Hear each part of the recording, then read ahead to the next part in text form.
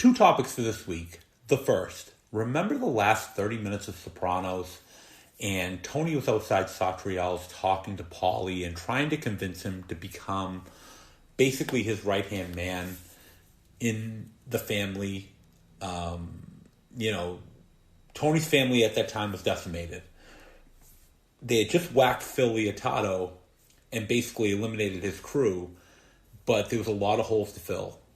Uncle June in the hospital / nursing home. Silvio was in the hospital fighting for his life.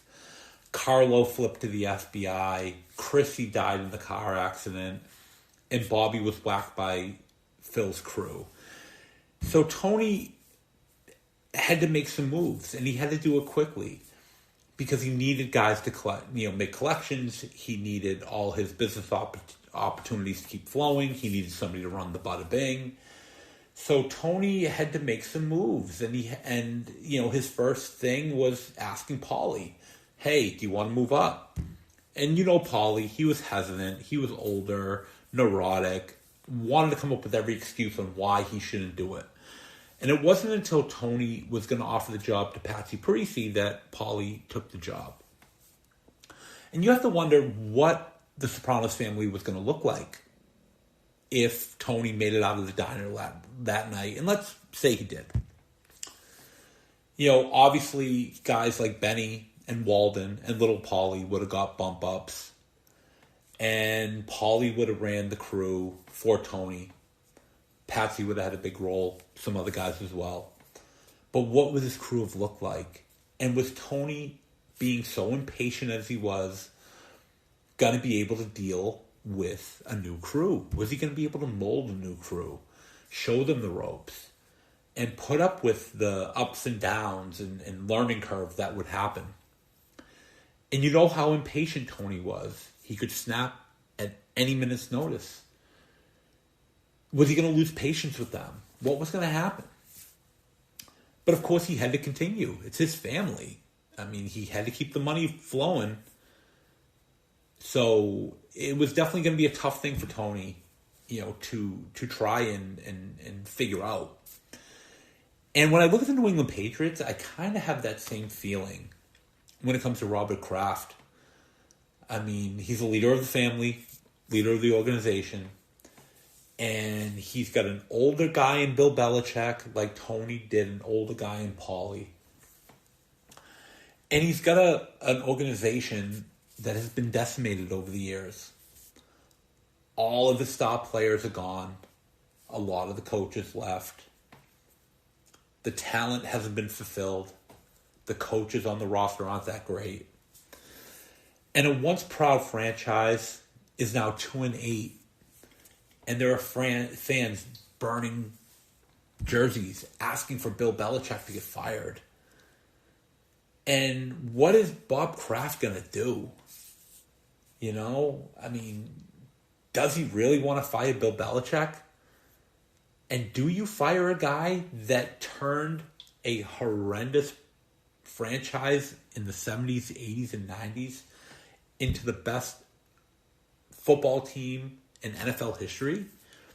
I mean, doesn't the romanticism of those championships, doesn't loyalty do anything in this situation? I mean, would he really whack a guy who did so much for him, his family, the city of Foxborough, New England? I mean, Bill Belichick was the mastermind of so many positive things here for so long. I mean, how do you just get rid of a guy for that? But you have to wonder, like Tony,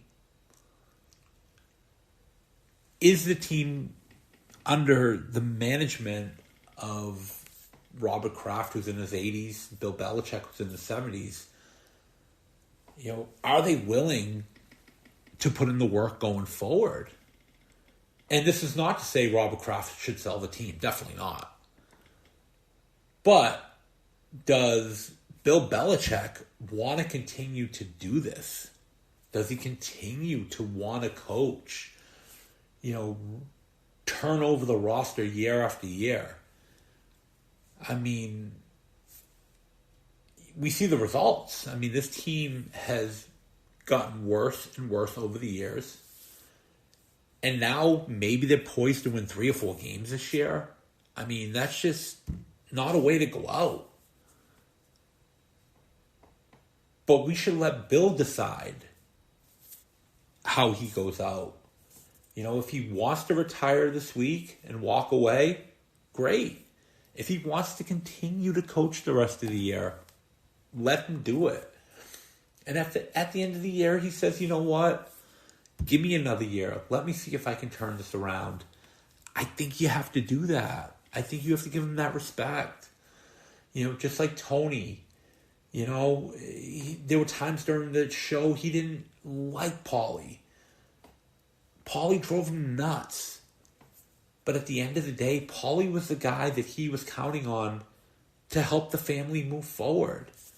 I mean, yeah, it was probably out of necessity. But that's what Tony had to do. He had to rely on Paulie. And at the end of the day, if Paulie really said, hey, Tony, I don't want to do this. I want to retire. I want to move on. I don't think Tony was going to say no. I mean, he already said, hey, I'm going to put Patsy into that role. And I think the same situation would be like, you know, Bill Belichick saying, hey, I don't want to do this anymore. I want to retire. Bob Kraft's not going to say no. Don't retire. Stay here.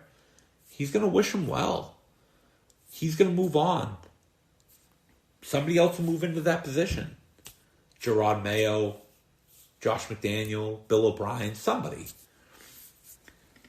But does Robert Kraft want to do that?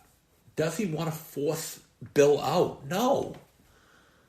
And I don't think he should. And I don't think anybody around here should. I think we should give the man his days due, give him that respect, and let Bill decide what to do going forward. And yeah, is he holding the franchise down? Is he sabotaging the franchise now? Maybe. But why are we going to question a man who brought so much greatness to the franchise? And why are we going to question a man who brought so much joy to this organization, to the country, to the world, to whatever? Let Bill decide and be happy with what he decides. On to topic number 2. I was invited to the Kirk Minahan show this Thursday, and I accept. I think it's going to be a great opportunity. It's my first time in the studio, and I look forward to meeting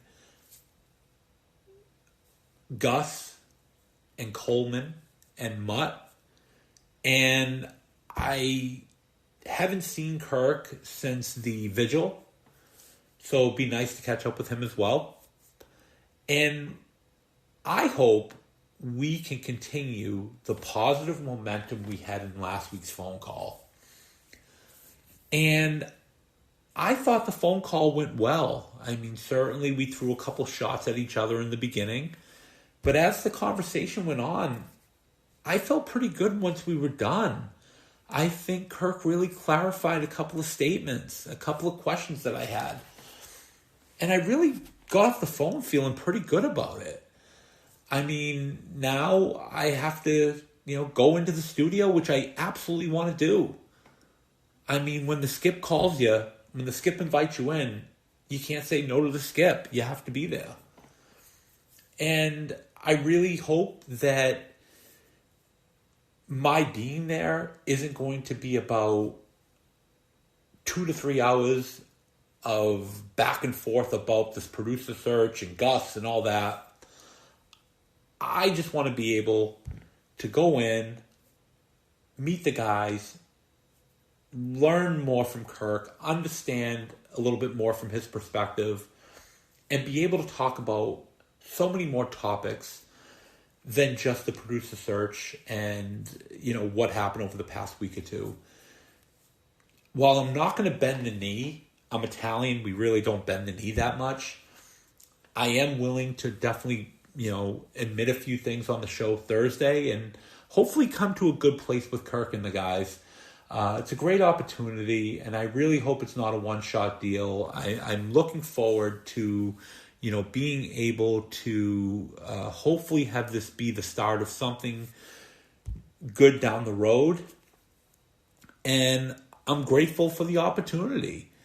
And, I hope it's going to be a good show. I'm looking forward to it. I'm obviously going to be nervous, but I hope that the guys give me an opportunity to show that I'm not a one-trick pony.